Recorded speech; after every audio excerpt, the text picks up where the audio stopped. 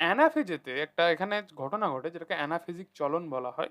তো অ্যানাফেজিক চলনের সময় কি হয়, এই যে স্পিন্ডল ফাইবার গুলো, এই স্পিন্ডল ফাইবার গুলো শ্রিঙ্ক করে যায়। লাইক ছোট হয়ে যায়। লাইক কি আগে এতটা ছিল এখান থেকে এরকম শ্রিঙ্ক করে গেল। তো শ্রিঙ্ক করার সঙ্গে, সঙ্গে ও কিন্তু ক্রোমোজোমটাকেও মানে ক্রোমাটিডটাকেও কিন্তু ছাড়িয়ে নেয়। তো সাপোজ এই দিকের ক্রোমাটিডটাকে ও ছাড়িয়ে নিল। দ্যাটস নট হ্যাঁ। সাপোজ এই দিকের ক্রোমাটিডটাকে এ ছাড়িয়ে নিল।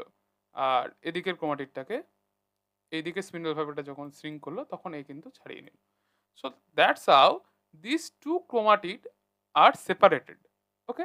সেপারেটেড হয়ে গিয়ে ওরা কিন্তু এদিকের পোলে এসে এরকম থেকে গেল, এই দিকের ক্রোমাটিডটা এসে এদিকের পোলে এসে থেকে গেল। এখানে মাল্টিপল ক্রোমোজোম থাকে, আমি একটা ক্রোমোজোম দিয়ে বোঝাচ্ছি। সো দেন কি হয়, এইখানে এরকম অনেক ক্রোমোজোম গুলো এসে ক্রোমাটিড গুলো এসে থেকে গেল।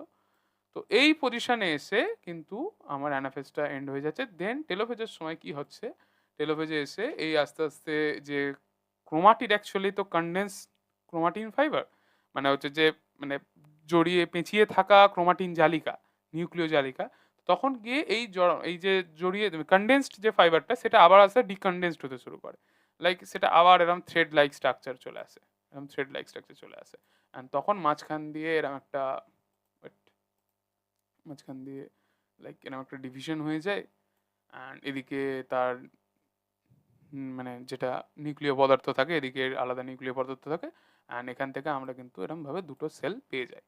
সো আমি জাস্ট একটা ব্রিফলি বললাম। সো যখন আমরা নেক্সট ক্লাসে এগুলো সম্পর্কে ডিটেলসে পড়বো, তো তখন তোমরা জানতে পারবে।